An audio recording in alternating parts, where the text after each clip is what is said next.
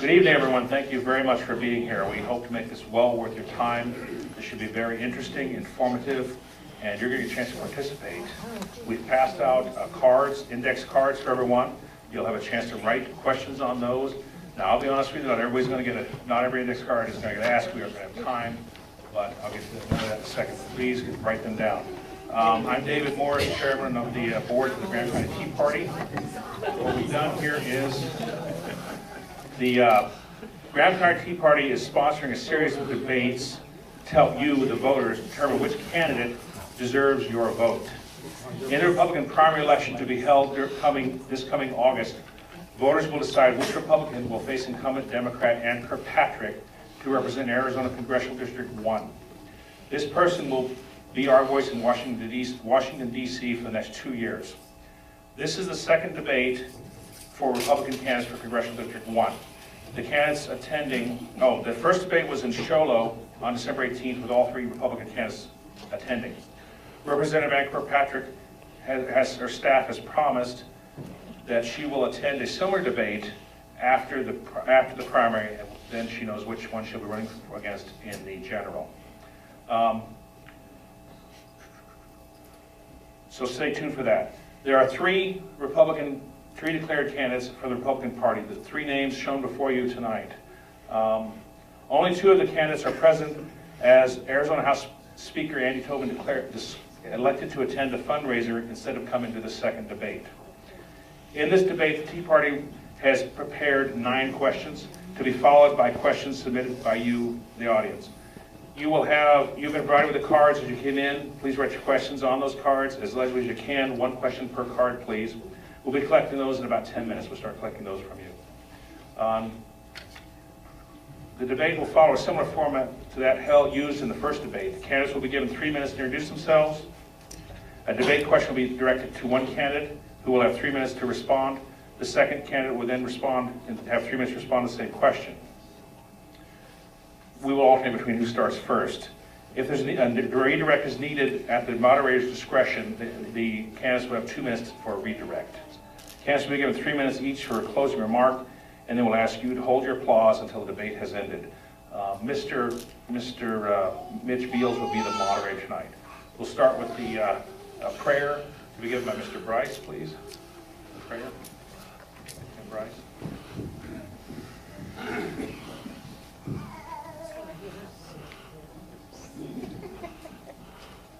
Our Father in heaven, we're thankful for the United States of America. We're thankful for thy goodness to us. We're thankful for the freedom we have to vote and to do the things that we need to do. We pray that we'll be wise in the things that we say and do this evening. In the name of Jesus Christ. Thank you. And now I pledge allegiance to be started by Mr. Carter, please.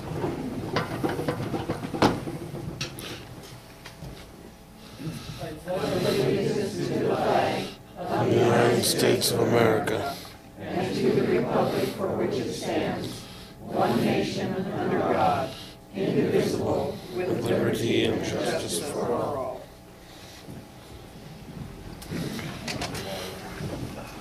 Okay, I'll give the candidates now 3 minutes each to introduce themselves. Coin flip, who wants to start first? Alphabetically, Mr. Keeney. Mr. Keeney will be first, and Mr. Quasman. Mic test 1, 2. Thank you.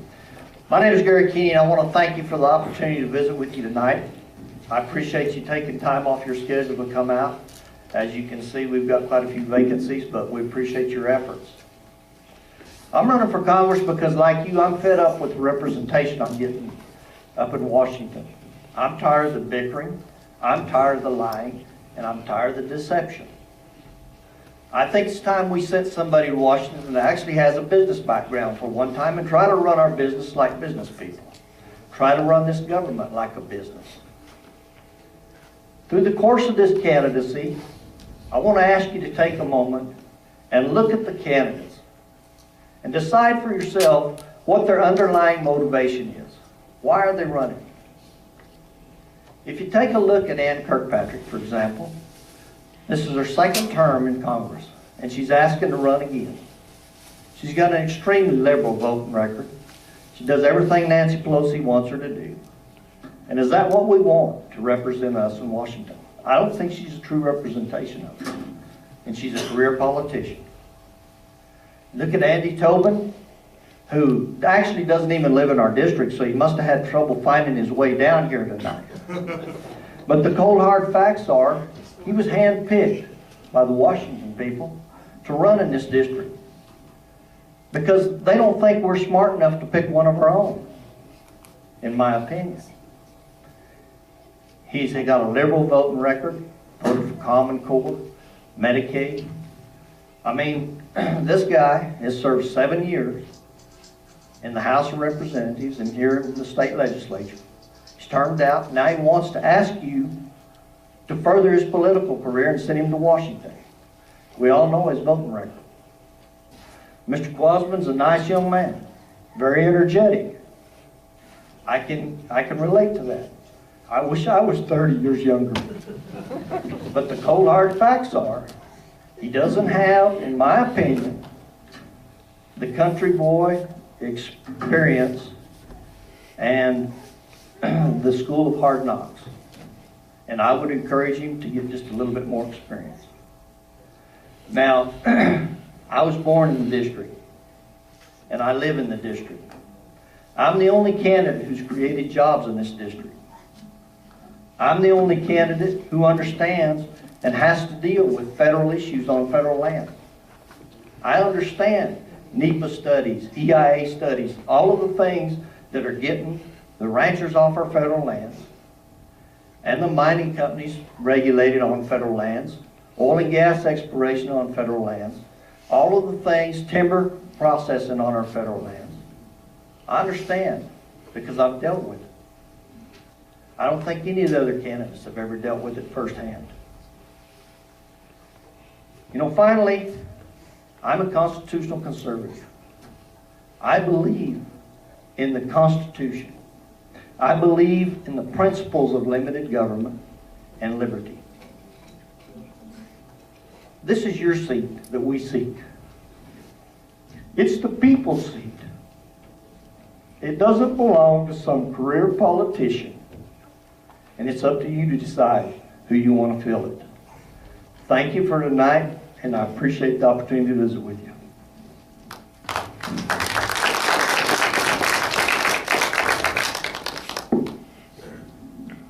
Good evening.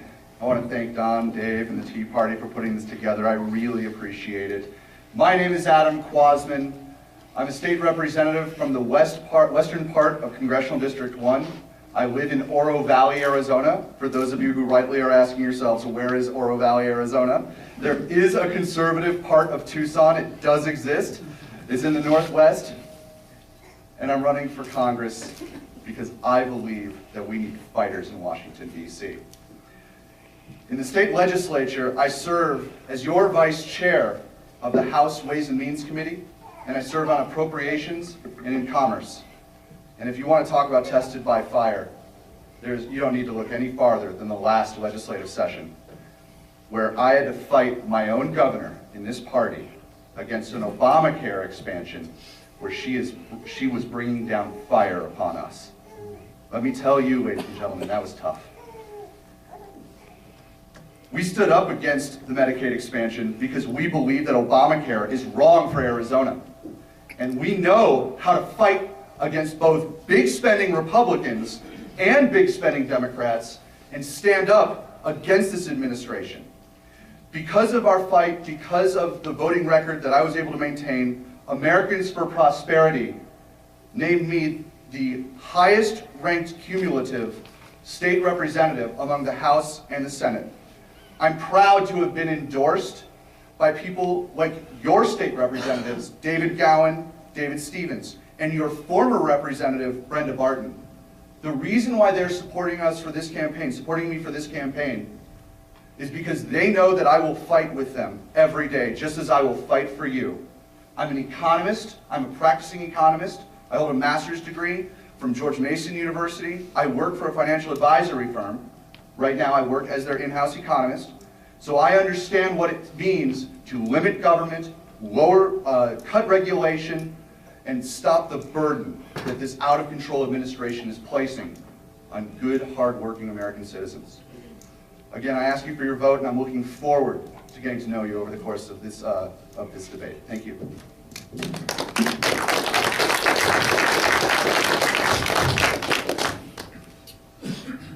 Is this mic working? Yes. Yeah. Okay, we'd like to direct this first question, if we may, to Mr. Quasman. And this is the question. What would you do regarding the National Security Administration keeping records of cell phone calls and other acts of listening in on American privacy? That's a great question, because I actually don't believe that a fascist state is coming right now. I believe it's 10, 15, 20 years from now, but everybody knows that something is very wrong, and the seeds that are being planted right now are very, very scary. We need to absolutely challenge the NSA and have real legislation in place to block them from gathering illegal information on American citizens. It is unconscionable that they're doing this, and the worst part is they're saying they're not doing this, and when the government is lying to you and they're getting caught for it, where's our mechanism as citizens to stand up? We need better whistleblower laws so that those who know what's going on and want to go public aren't punished for it. We need the ability to have trust in our NSA and our CIA that they are not droning us, that they are not wiretapping us, and that they are not looking at our emails. It's unconscionable to see what's happening. And I think that what we've seen here is good bills that have come out, like Rand Paul's bills that are being co-sponsored by people like Matt Salmon, David Schweikert, and Paul Gosar, who are standing up against this out-of-control administration. Those guys we need more fighters and more people standing up for our rights in Washington, D.C. Thank you very much. Mr. Keeney? Yes, sir. Again, what would you do regarding the NSA's keeping records of cell phone calls and listening in on Americans? I believe it's a bunch of hogwash. And until you stop and penalize those people for invading your privacy, what's happened within the federal government is every entity, it's not the problem necessarily at the helm. We can change the Secretary of Agriculture, for example, but it's the tiers of the people that are in there underneath them that have their own MO and their own agenda. And it's hard to put a guy in our office for 2 years and think that you're going to change it. Every 4 years, they just wait you out till a new group comes in. But the NSA listening in on us, invading our private domain, is totally ridiculous. And that's got to be stopped. Thank you. The EPA, Mr. Quansman, the EPA has implemented pollution regulations upon 3 coal-fired power plants in Arizona, which will mandate installation of millions of dollars worth of equipment to comply. The pollution is a haze not even visible to the naked eye, which has no cited negative health effect upon humans or animals. Many consider this a blatant overreach of the federal regulatory authority. If elected, what would you do to check this and other examples of federal regulatory overreach? Well, let's start with the EPA and abolishing the EPA. How's that for a start? Get rid of the EPA. Now, these are ways to limit government, by the way, that not only are better for our environment, but it's better for our federalist constitutional structure. I don't see anywhere in Article 1, Section 8 where it says that there should be an EPA. If you could find it, please show me. We have a state Department of Environmental Quality. We have an AZDEQ. And all states, or if not all states, I know many states, I believe it's every state, has something like that. This is a way to be able to cut out entire departments at the federal level, yet maintain the environmental standards that we all want, some sort of standard, of course. But an overreaching EPA has been disgusting. Now let's talk about the coal-fired power plants, and especially the Navajo generating station. Thousands of jobs are going to be lost because of EPA overreach based on something that will not affect anybody's health or view screen of the Grand Canyon. They are just, this is the Obama war on coal, and it needs to stop now. Ann Kirkpatrick has completely failed in protecting that coal-fired power plant from being shut down. She wrote a strongly worded letter to the EPA. We need better than that. We deserve better than that. If that coal-fired power plant shuts down, it is going to stop CAP water from being run all the way throughout Arizona. This is an Arizona-wide problem, which means that prices for water are going to skyrocket, which means that your price for food is going to skyrocket, which means ag is going to shut down. The reverberating economic effects of this Navajo generating station war on coal is absolutely devastating to the state of Arizona. And that's, once again, that's why we need fighters in Washington. Now here's how to solve it. Now that we have the budget getting going again, once we take back the Senate, and we're able to write the budget, it should be a one-sentence amendment that the EPA shall authorize $0 in regulating the Navajo generating station. We need that in a budget, and unfortunately they kept passing resolutions, continuing resolutions, so that we've never had the actual budget process so that appropriators can do their job. No more. We send good conservatives to Washington, we fight against the Obama administration, we save the Navajo generating station, and we get rid of the EPA. Thank you, Mr. King. The EPA is just a shining example of government control. They've done everything they can to shut down businesses. I've spent 30 years in the oil and gas business, drilling in oil and gas wells, and I'll tell you something, they're all over here, down there. They're all over our mining companies here, much less the power companies. They're also the same as the groups, the special interest groups, such as Center for Biological Diversity, and all the rest of those outfits, because what they do is they just come up with a study that's not actually a technical scientific study. And that's their conclusion.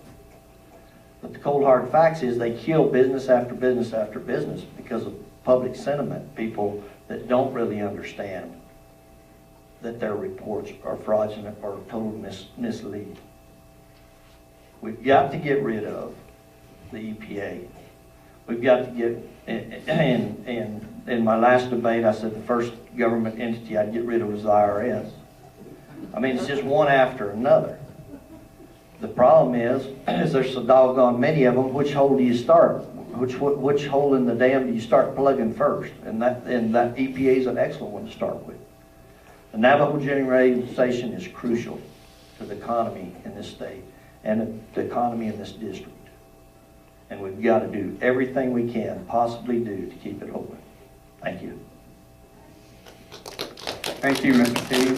And speaking of plugging holes, this question directed to you first. All states, when admitted to the Union, are promised equal footing with all other states. This means that existing states do not have seniority or special privileges over newly admitted states. All states west of Colorado have less than 5% of their land areas under federal control, BLM, Forest Service, etc. All states west of Kansas have at least 34% of their lands under federal control, with Nevada having fully 86% of her lands under federal control. Utah has recently passed a bill to begin the process of reclaiming her lands from the federal government. Other western states, including Arizona, are hoping to join this battle as it progresses. If elected, would you be willing to address this issue in Congress and assist the western states in their struggle to regain the lands that have been taken from them. Sir, that's great. I'm glad you asked that question because that's the exact platform that I'm running on. Do you realize that there are 606 million acres? 27% of the surface estate of the continental United States that's still held in trust under the Enabling Acts that these states executed when they came into the Union. Those lands are held in trust by the federal government. When they came into the Union, it was the understanding that they would liquidate those lands and divest of those lands. That's exactly how we funded the Revolutionary War. And that's exactly the solution to paying our national debt without raising your taxes. And the value isn't so much in the surface estate. My 30 years experience in the oil and gas business tells me that the value is in the mineral estate.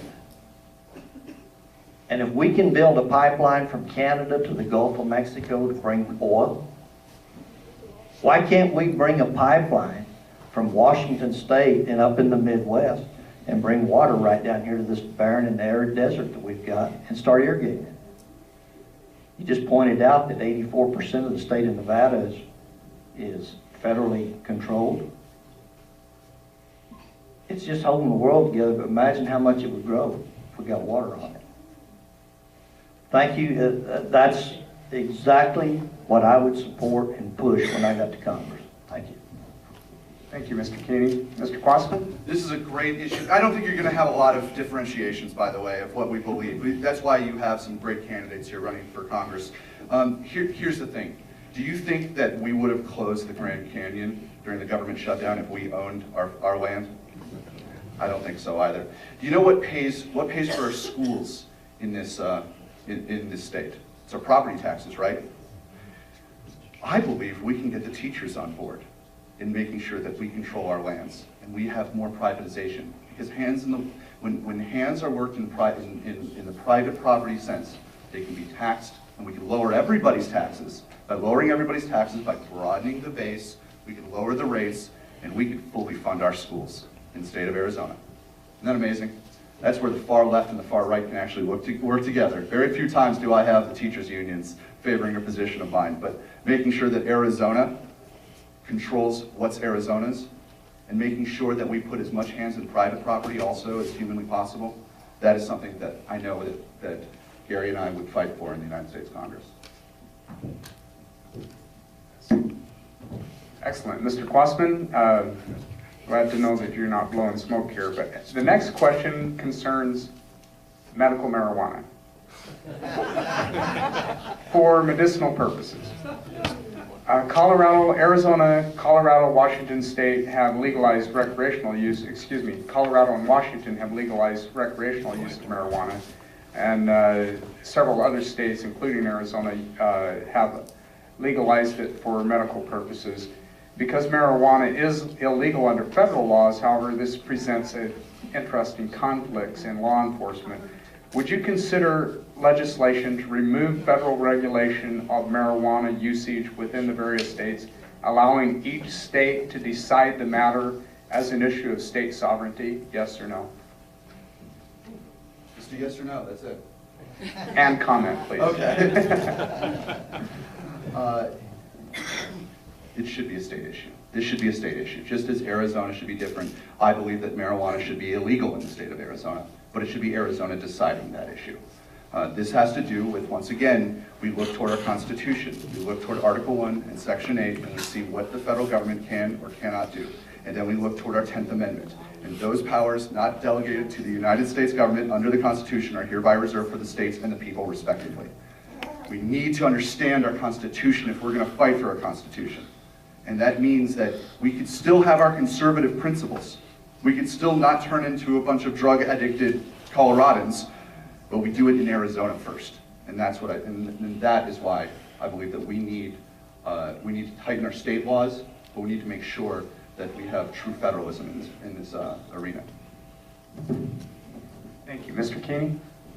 You know, it's kind of amazing. They put one of those medical marijuana stores right down about a block from our hotel in Springerville.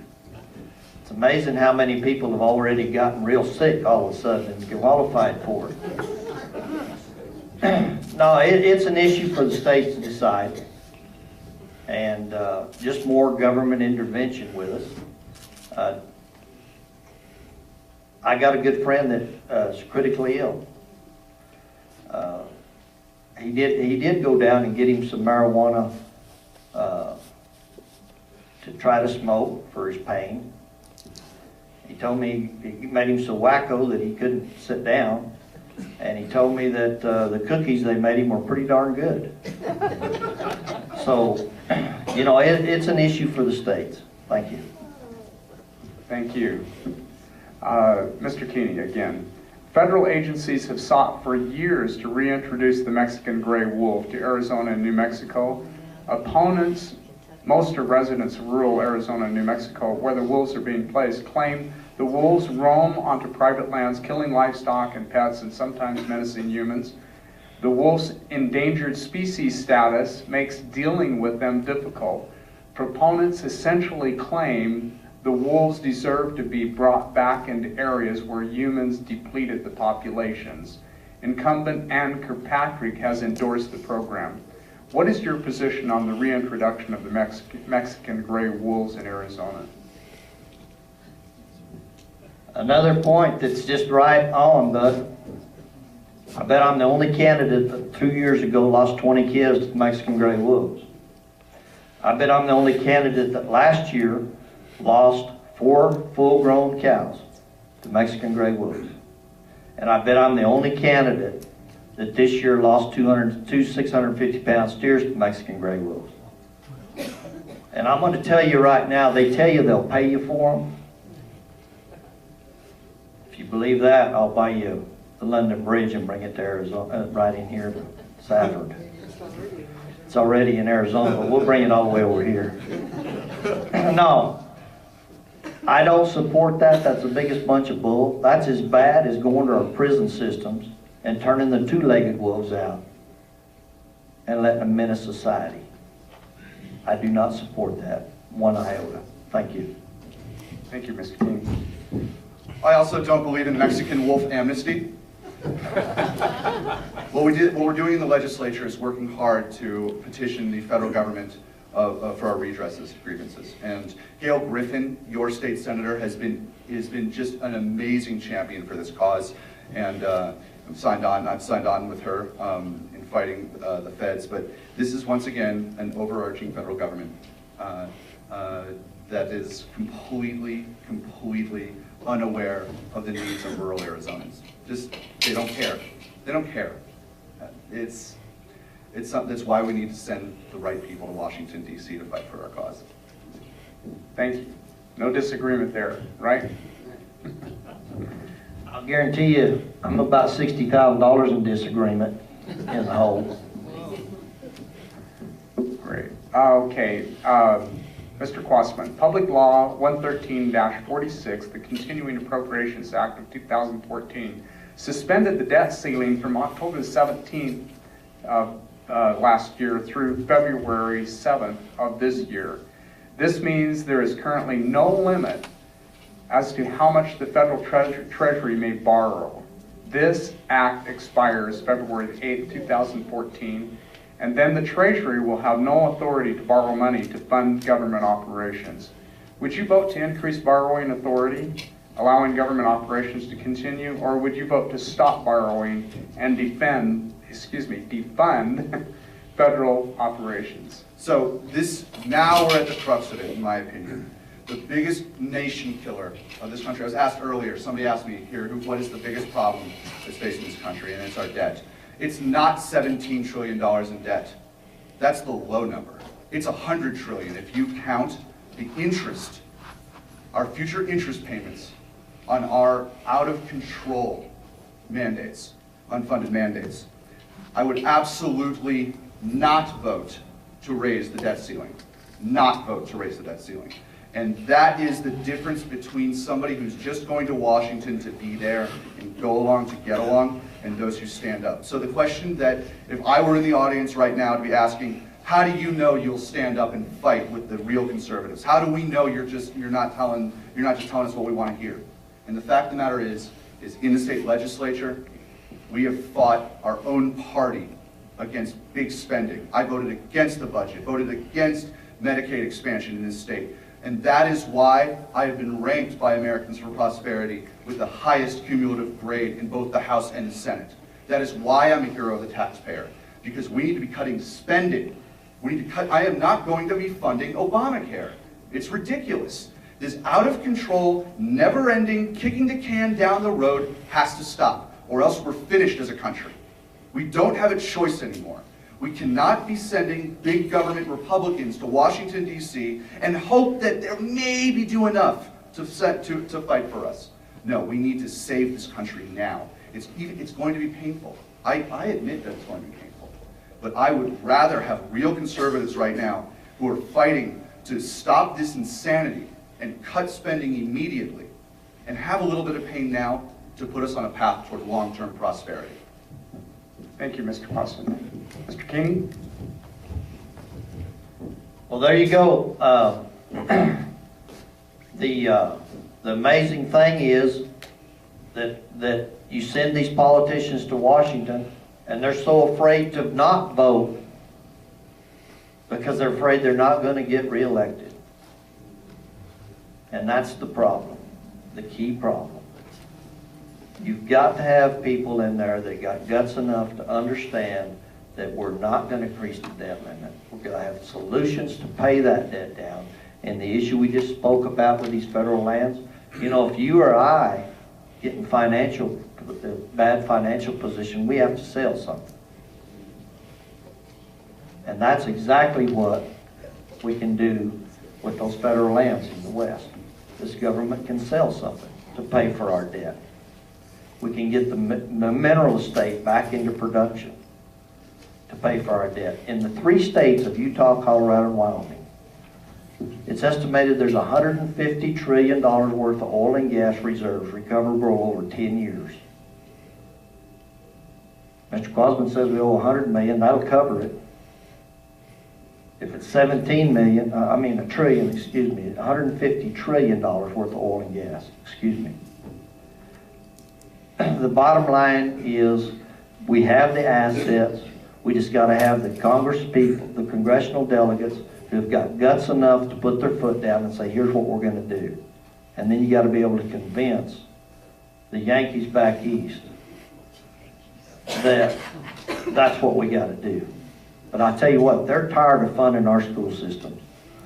The stimulus package that Obama came out with cut the funding to our school systems from about $7,000 a student a year to about $2,500.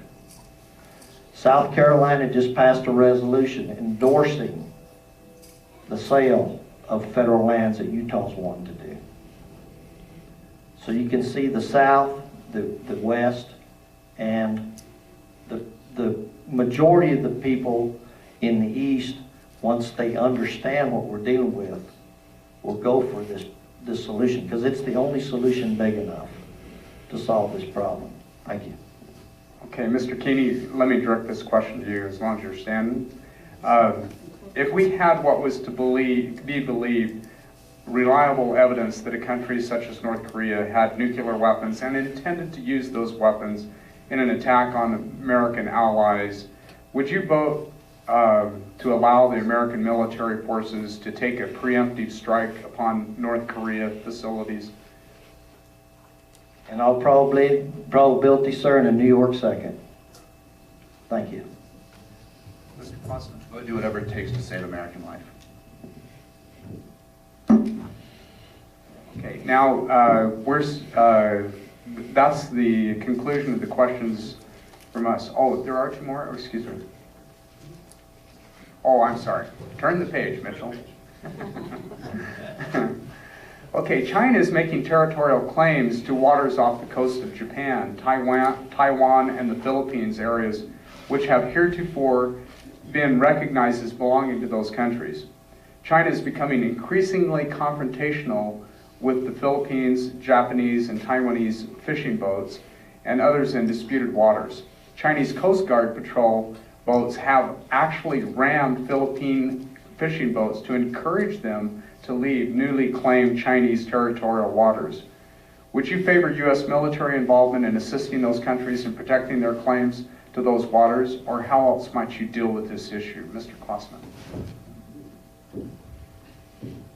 This is what happens when you have a president of the United States who absolutely has no idea what he's talking about when it comes to foreign policy or economic policy. I'm a firm believer that the way to save the world is to save the United States first. And those shipping lanes are not just Filipino shipping lanes, those are American shipping lanes. And we need to make sure that our merchant marines, and we need to make sure that our Navy is establishing those lanes for the future, because every time we give an inch, they take a mile. This is not about any new militaristic endeavor. This is merely about protecting our shipping lanes. And when we have a nation like China that is putting in, for every one destroyer that we're putting in the water, they're putting in anywhere between 3 and 8, depending on whom you're looking at in terms of counting. But it's definitely a multiple of what we're able to do, because we're punishing our military and our veterans and our procurement by increasing our debt, by increasing our welfare state, unfortunately. When we show our strength, like Reagan said, we will have peace. And I truly believe that having those commercial lanes, at the very least, patrolled often, and there would be no problem with the Chinese government that says, okay, those remain open for the free world, because this is not Chinese territory. These lanes are open to the entire world. Thank you. Mr. Keeney? Well, that's a tough problem, folks.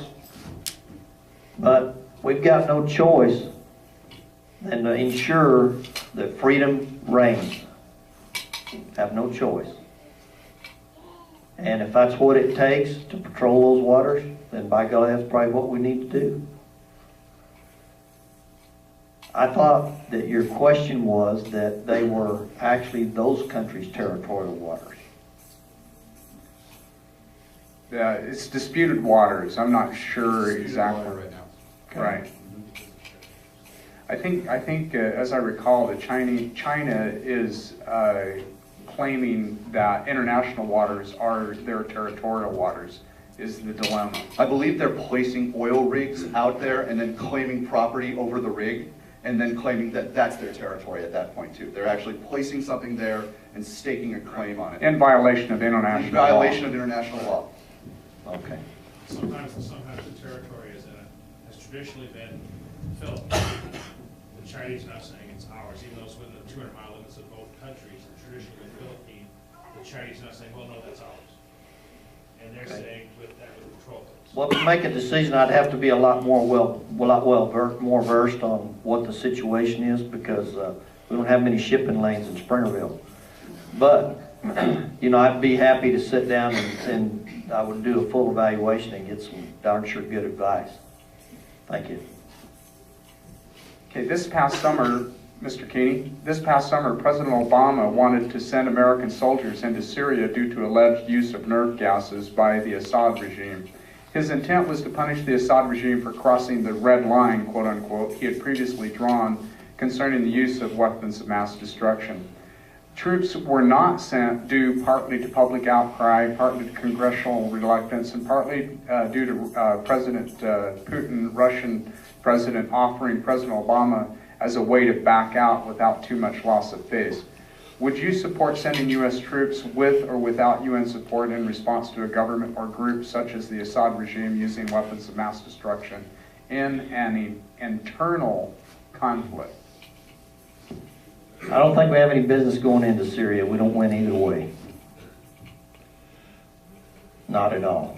We don't win either way. Thank you. Mr. Klossman? Yeah, I would have voted against a troop incursion in Syria. But once again, this goes down the line to what Ann Kirkpatrick, you know what Ann Kirkpatrick said about Iran, just on a similar tangent.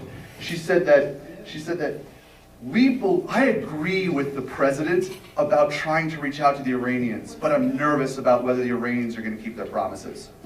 What does that mean? That's my congresswoman right now. That's what she's saying. That's not leadership. Understanding that the President of the United States should not be setting these red lines that he knows he's not going to cross, that he knows he's not going to hold for.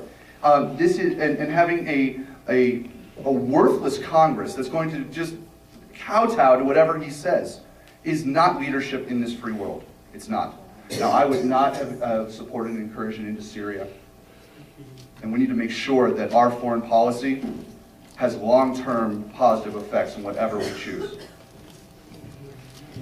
Thank you, Mr. Quasman. Mr. Keeney, how do you plan to fund Social Security on a long-term basis and on into the future? I'll tell you what, my brother just qualified for it, and I'm a ways away yet, but when they told him, I think he has till like 2020 something that he should be able to get it. It's amazing to me that you people have paid into it your entire life and now may be subjected to not receive it, and that's ridiculous. I think we have to shore up the commitment to the people and ensure that they receive what they committed to when they started paying in. There are a lot of other entitlement programs that exist, and I want to ask you for a little audience participation, if you will. How many Americans do you think there are in this country? So 300, what'd you say? 350 million.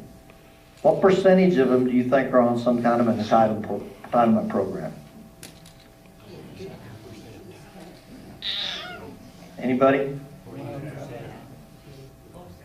Romney said 47%. It's probably increased since, close to 50, I would guess, wouldn't you? So you're talking about half of 350 million Americans on an entitlement program, but the question is this, the most important question. What percentage of those claims do you think are fraudulent? When somebody writes you a $750 hot check and you take it down to the county attorney and he prosecutes them, and you get them convicted, they're a felon. That felon can no longer vote. You got 1/4 of the people on entitlement programs through fraudulent claims, a very minimum of 1/4. Once they have cumulatively received $750 by theft from our treasury, they're prosecutable as felons. And if they can no longer vote, who do you think's perpetuating this kind of activity? That's all I got to say about that. Thank you. Mr. Quasman. So here's a good way to differentiate your candidates, and that is and this is something that we did in the state legislatures. We reformed the pension system, starting with the electoral pension systems and our own pension in Arizona. We made sure that we moved it from a defined benefits to a defined contribution plan.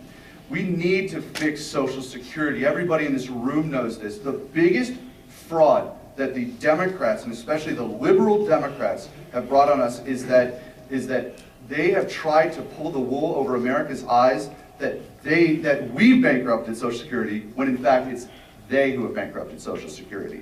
They've done it through spending, out of control spending. They have completely destroyed any concept of I love this phrase, lockbox. That's always fun to talk about. We need to make sure that this contract, this was a promise. I hate the use of even entitlement when it comes to Social Security. This is something that you have entered into a contract with your government, and you deserve what you have paid in. Now, here's the difference. If we're going to make this solvent for the future, if we're going to have this for later on, we need to have the ability. I'm in my 30s. We need to make sure that we protect everybody who is paid into this system, who are nearing retirement age or are at retirement age or are about to be nearing retirement age.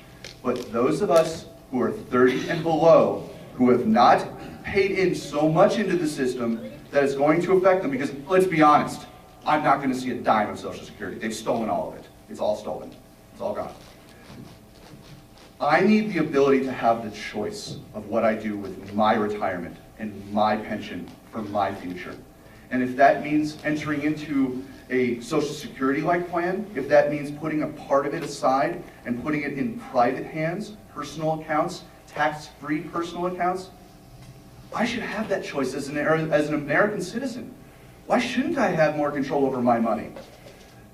I believe that having that type of personal freedom is exactly the kind of innovation that we try to have in the government programs that do exist. It is going bankrupt. Everybody knows it. But we have to make sure that we protect those who are paid into the system and those who are about to enter and in retirement age, while providing a choice for younger generations so that that could be solvent for them in the future. Or else it's just plain theft. Take Social Security out of the general fund, public fund, and Social Yeah, the money was Security- placed in a trust account, right? With a bunch of IOUs in it right now that are Exactly. If you were to compare yourself with Ted Cruz, oh, excuse me, okay, both of you answered that. If you were to compare yourself with Ted Cruz, would you have the strength to stand up for what is right when necessary? Mr. Quasman. That's a great question. The best way to tell what your member of Congress is going to be like, listen, we don't disagree. I haven't seen one part of where Gary and I have disagreed up on this stage. There's a difference between both of our resumes, respectfully, positively and negatively for both of us. What I'm bringing in front of you, this is a job interview. One of us didn't make it to the job interview, but I'm in front of you saying, look at my resume. Look at what I've done in the legislature. I stood up to my own governor when she was bashing me on the head, saying this Medicaid expansion has to go through. It is going to go through. Who the heck are you? You're some first-year state representative. And I said, who the heck are you? I represent 213,000 people, and I fight for their liberties every day. Look at my record. It is a perfectly conservative record. That is why, once again, not to be a dead horse, I was ranked #1 cumulatively by Americans for Prosperity among the House and the Senate, because we fight for liberty. Look at what we've done. That's how we stand up for the future, and that's what we need in Washington so badly right now. I am so sick of these guys who go to Washington and sell our principles out before they even get 1 foot off that airplane.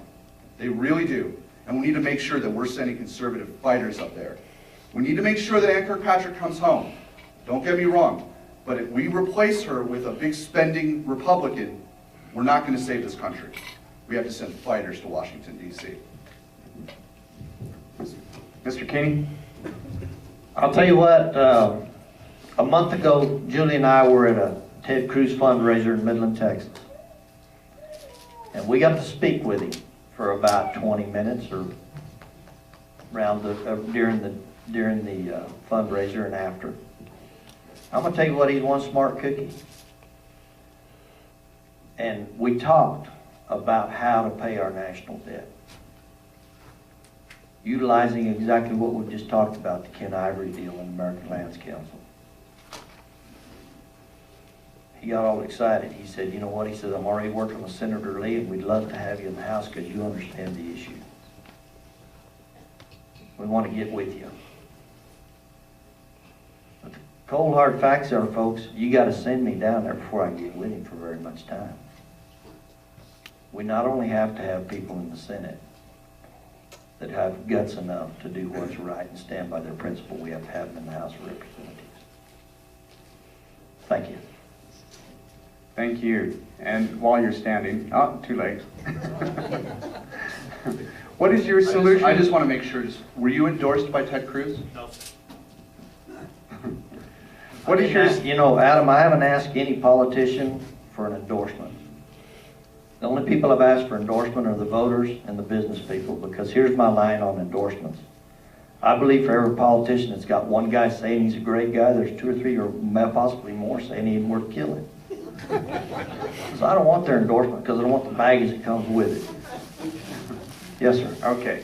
What is your solution to the immigration problem in the state, and how would you implement such a solution? First off, you gotta stop the influx. You gotta secure our border. And if it means taking the Marines down there and securing the border, right on the border, that's what it means. Get it done. Shut the gate. They tell you how rough that country is. I'll tell you what, this lady right over here is from Clifton, Arizona, Greenlee County. She ranches in the roughest country there is, and I guarantee she can go anywhere she wants to horseback. I was raised in the same kind of country. If the military needs some experience and actual on-the-job training to go to Afghanistan, the rough country, then go right down here. Shut the border.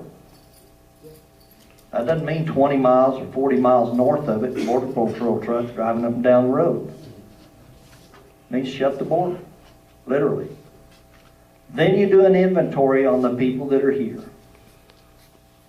You find out which ones are criminals and which ones are straight, which ones are here to work and which ones aren't. And then you establish work programs for those that are here that are clean and just here to work. That doesn't mean you grant them citizenship. That doesn't mean you grant them amnesty. What it means is you set them into a program. I constantly say, how many Vietnamese did we bring in here after the Vietnam conflict? Sir, do you have any idea? I don't either. 300 million roughly? You know why we didn't get 11 million of them? Or 300,000? You know why we didn't get 11 million of them? Because they couldn't swim that far. They would have came right here to the United States. We are the republic that has been the saving grace of the world. Everybody has come here. We've lived on immigration. All of us are immigrants in some form or fashion. We've just got to solve this problem, because it's not the ones that are coming over here that working that are jeopardizing our situation. It's the drug dealers, the human traffickers, and the possible invasion.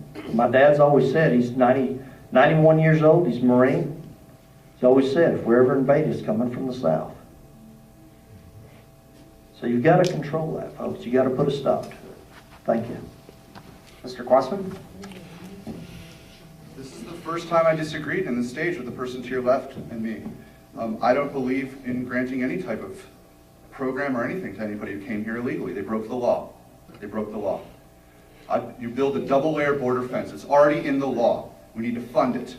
They built the double-layer border fence in Yuma and